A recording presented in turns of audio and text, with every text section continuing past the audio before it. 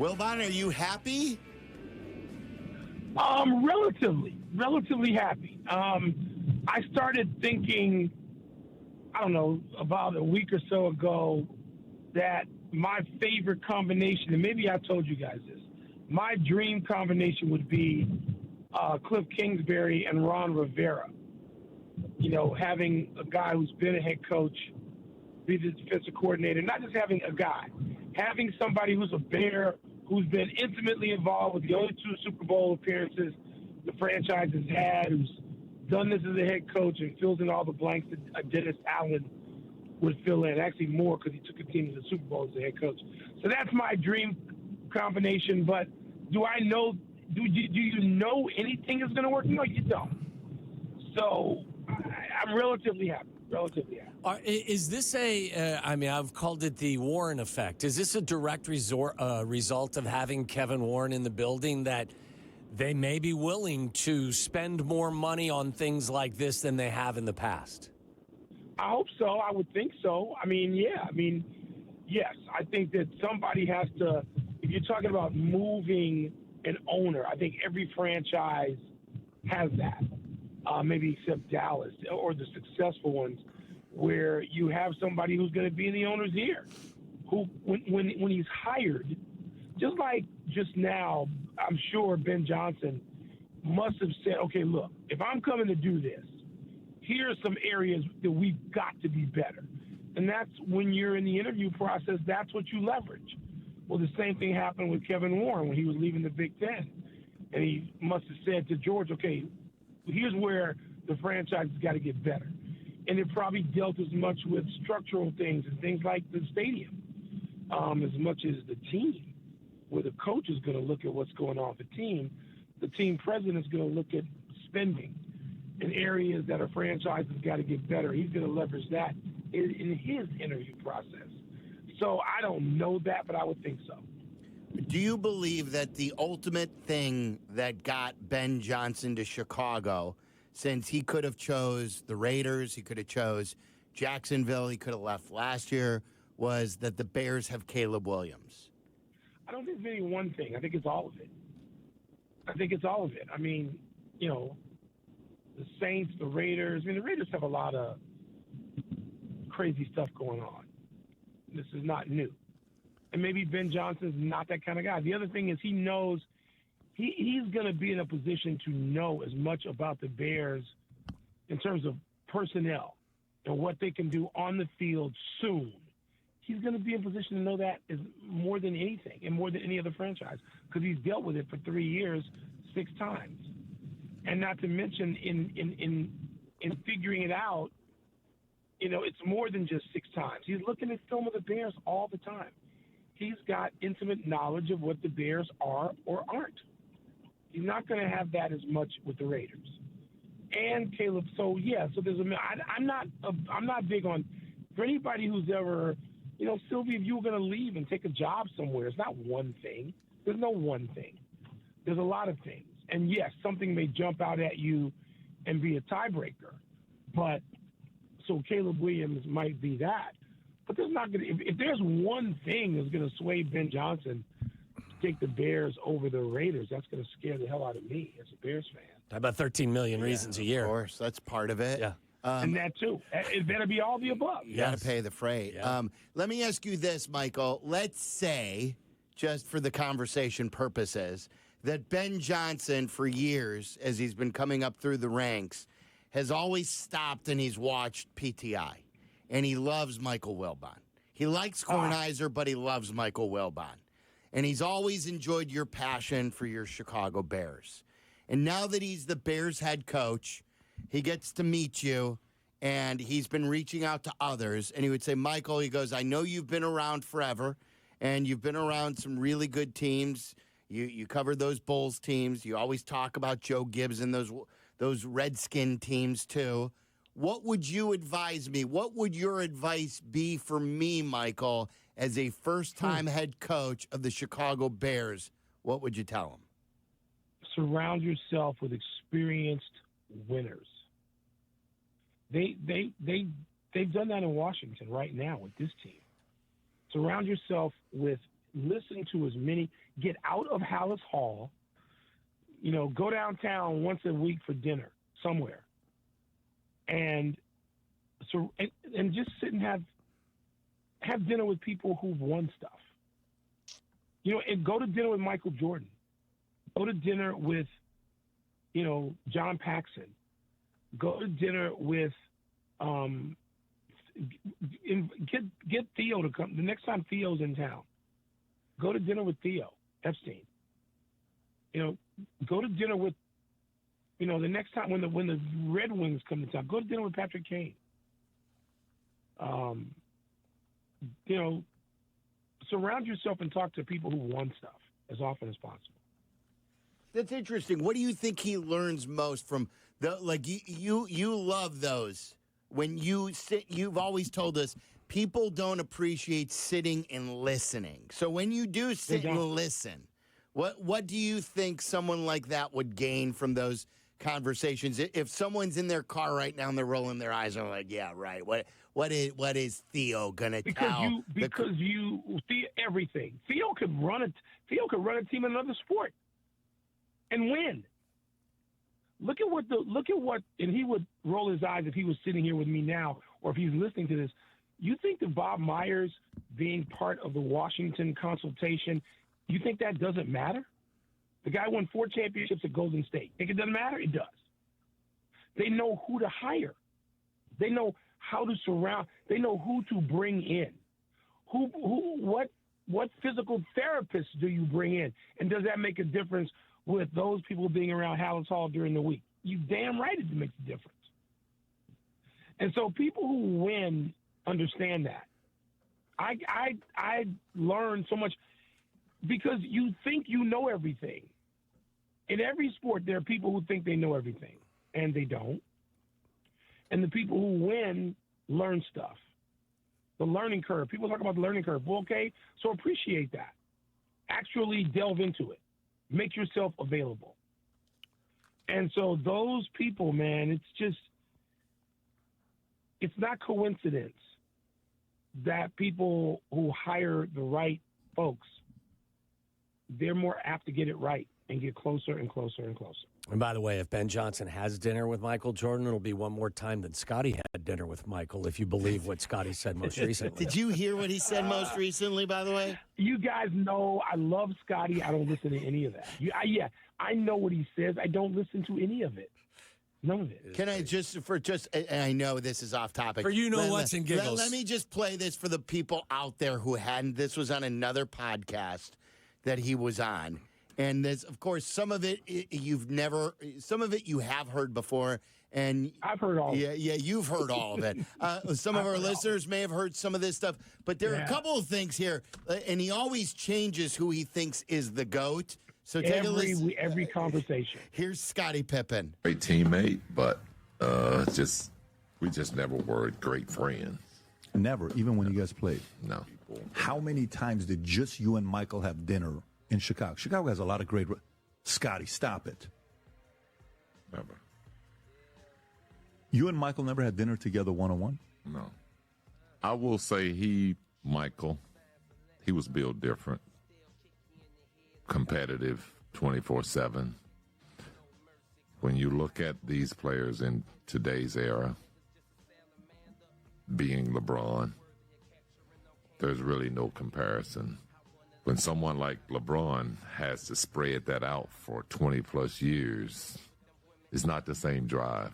It's not the same fight. It's not the same hunger. You can't ask me who's the GOAT between LeBron and Michael. Neither one of them are GOATs. Magic Johnson, to me, is a bigger GOAT than anybody because of how he led, how he brought a whole team, how when the greatest scorer in the game, Kareem, was not there, and him as a rookie center steps in and plays a position that no one even knew he could play. What do you think about that? All that stuff is fascinating. Look, so you guys have heard me. Look, I worked with Scotty. Scotty held my hand through my first year of television at ESPN with a basketball show. Okay, Scotty Pippen. How many times have you guys heard me say this? I love Scotty. Yep.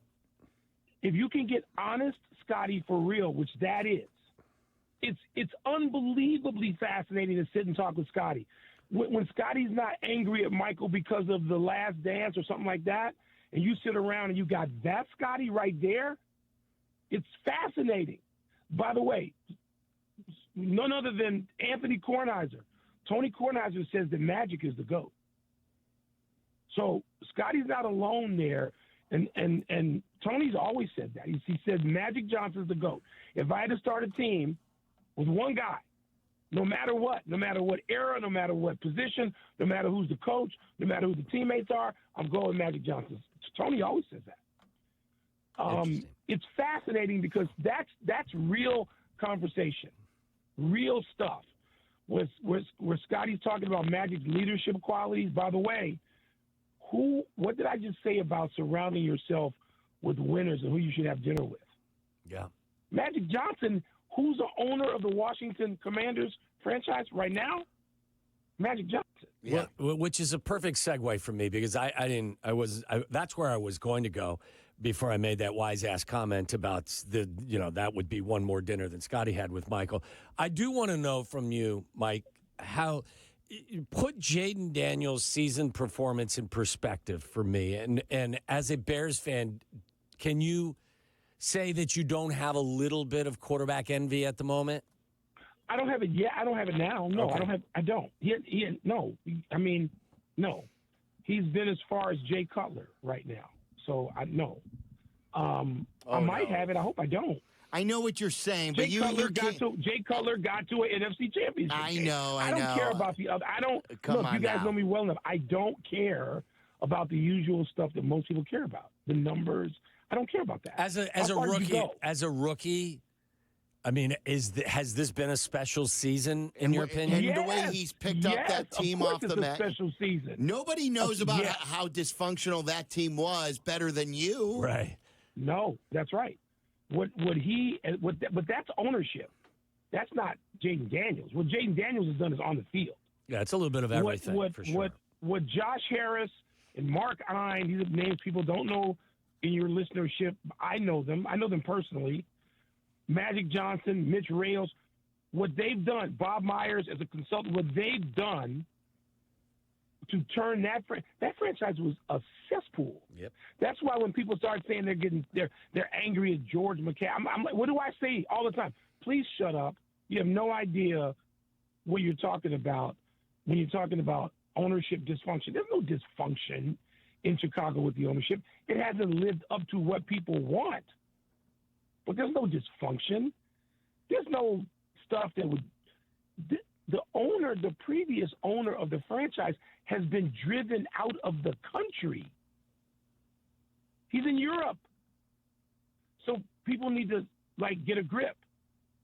And they need to get a grip on the quarterback situation, too. Jaden Daniels has had, wow. I mean, the season he's had is wow. But it hasn't resulted yet in the thing that we need to be envious about. We're envious about somebody winning. Super Bowl. He hasn't gone as far as Rex Grossman yet. He may. He can get one step. He can get there. He can equal that with one more win. And then the kid is unbelievable. Yeah, he's Do I hope and believe that the better coaching and an offensive line can get Caleb Williams just as far? Yes, I still have hopes of that. If that doesn't happen, then yes, I will have quarterback envy, but we're not there yet. Not for me. It's an interesting way you put it. It reminds, we were talking about, I know you hate these conversations, like the ones that they're having on Get Up about the best rookies of all time. I think Alex Smith was the one who brought it up, that he could be one of It's okay for Alex Smith because Alex Smith has actual perspective. By the way, Alex Smith is one of my favorite people I've ever gotten to know in sports. Yeah, he's very smart. And he's very smart. But to say that he's one of the greatest rookies of all time, we were talking about this yesterday. We were just talking about Magic. What Magic did in his rookie year. Mike, you'll appreciate. I went to Will Chamberlain, who led the league in scoring, was the MVP and the Rookie of the Year. Wes Unseld was both. So again, the reason why I hate the conversations isn't because I hate the conversations. I hate the conversations is because people don't know enough. I don't mean Alex Smith, by the way, he does. People don't know enough. And people frown when they want to say, well, in the Super Bowl era. No. If you're going to have the stones to bring up the conversation, then be in it. Then know enough to have the damn conversation. Don't try to limit it. Well, since 1997, no, have the conversation. So Jaden Daniels has had, he's had as good a rookie year. You've got to deal with Marino and Ben Roethlisberger, and there's some guys who are in the conversation, and so is he. But he's not cashed it in yet. I'm not into quarterback envy yet. We can get there. I hope not. I hope that we just hired a coach who is going to enable us to avoid another generation of quarterback envy. Speaking of that, like one of the outstanding rookies, and he was older because he came from Japan, and I think he came over at 27, Ooh, and he still had 3,000. He still had 3,000 hits in Major League Baseball, as we all expected. Ichiro has been inducted into Major League Baseball's Hall of Fame. Is he unanimous? I haven't seen it yet, Mel. Or did they come out with the vote totals yet? Odds are no, because they don't do that, do they? They've done it recently. One person's unanimous. I think Mariano Rivera. And then there are people who've been like one vote. Like I think Ken Griffey Jr. was 1 or 2 votes short of unanimity. So it has happened once, and I hope it happens with Ichiro because, my God, look at the numbers he put up when he got here like 27 or 28. And then also, is it surprising to you that CeCe Sabathia and Billy Wagner got in as well? Good to hear. Good for both of them. Glad to hear it. Yeah, I don't like when they just do these one player classes. It depends on who it is. Oh, some people, I get it if they think people didn't belong, but I think that Sabathia and Wagner, looking at their, Wagner's like 8th all-time in saves, I think. I'm fine with Sabathia and Wagner. I knew they weren't. I didn't know if Sabathia was going to get in first time, but I'm glad he is. And Ichiro, I just hope. If it's unanimous, and people will start with, should he have been unanimous? Damn right he should be. Yeah, and Jesse is reporting, and there's always that one douche out there who does this. One guy wants to be contrarian, Michael. He fell one short shy of being unanimous. Oh, Ichiro fell one vote shy? Yes. One no vote position player's ever been unanimous. Yeah. I'm sure I'll find that person loathsome, whoever that person is. I find it really, this may just be another sign of how weird I am. I find the announcement of the Major League Baseball Hall of Fame, the newest inductees, on a Tuesday in the third week of January, just odd. Well, right in the middle of the NFL season? Well, okay, sorry. Some of us are not going to bow our heads because it's the NFL season. I am. Major League Baseball has been doing this for 100 years, and the damn football season had the good sense and the decency to be over. The Super Bowl was January 7th or 8th. So February, which we're almost to, isn't like a birthright for the NFL. The NFL, which wants to, as a cult, dominate your life until Easter. Yeah. So I'm not going to put my whole life on hold because the NFL wants to hold me captive. Major League Baseball should, because their popularity is circling the drain right now. Okay, and so they should give up? Yes. And not compete? Absolutely. No, they shouldn't. Yes. And that's typical of a football player to think everybody should bow their head.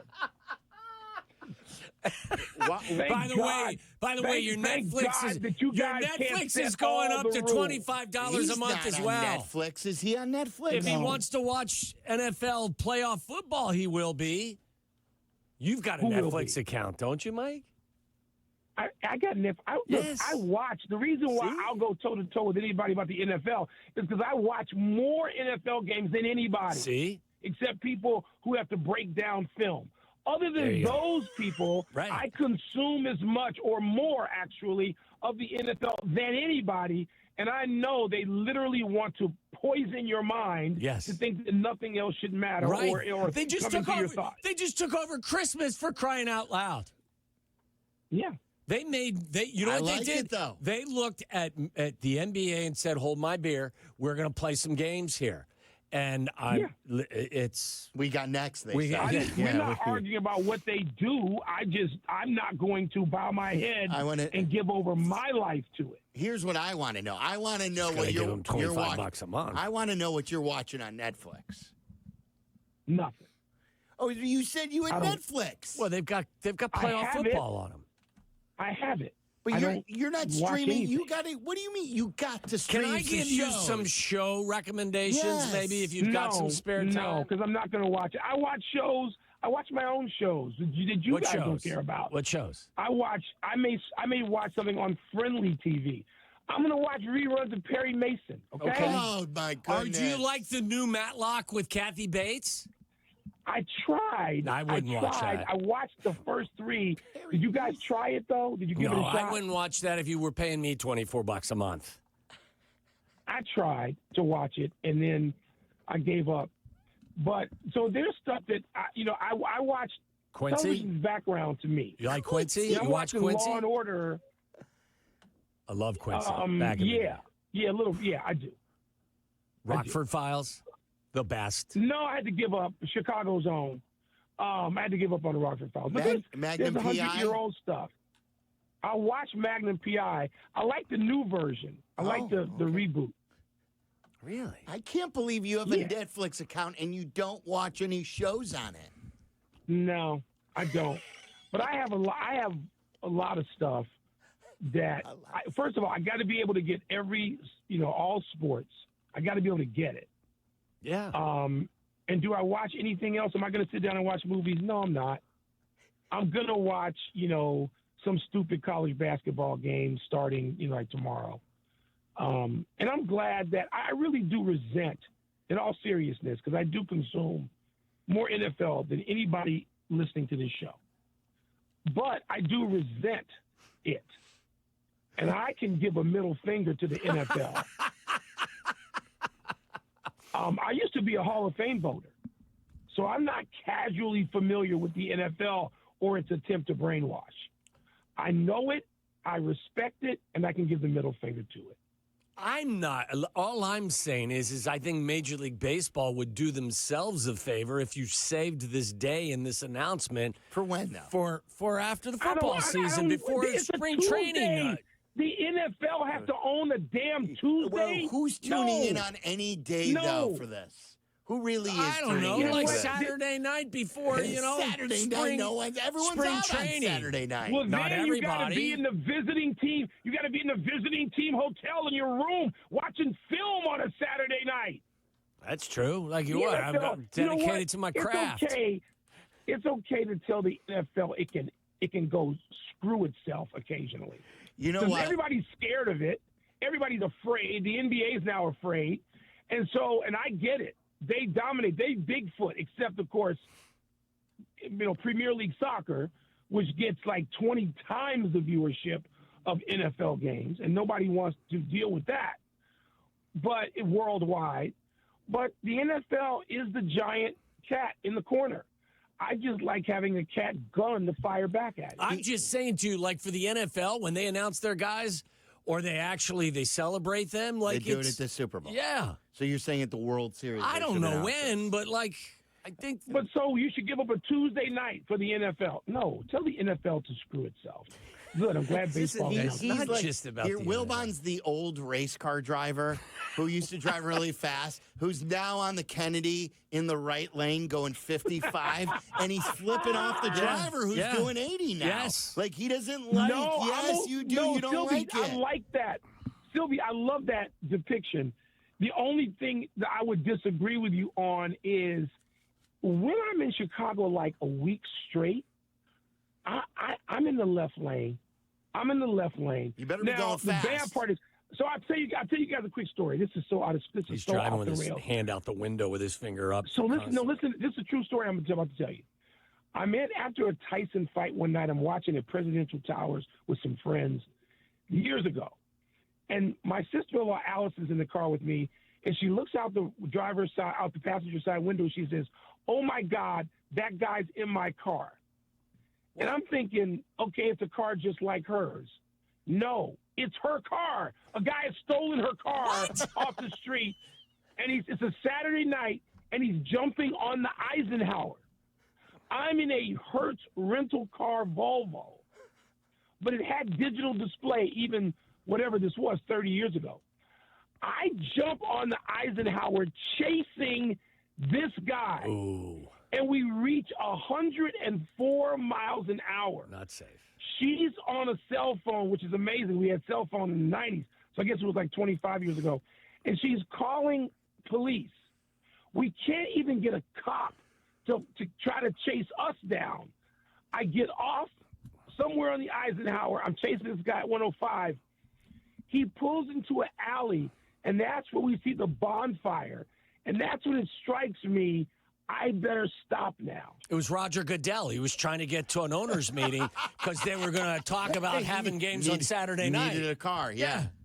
I don't blame him. 105, I hit chasing somebody on the Ike. Wow. On a Saturday night. And it's like, you think about, like, now you're certain to get shot at if you're doing that. But I did that. I'm proud of that, by the way. Yeah, that's awesome. Michael, great stuff today. Thanks, we appreciate Mike. it. All right, you guys, be good.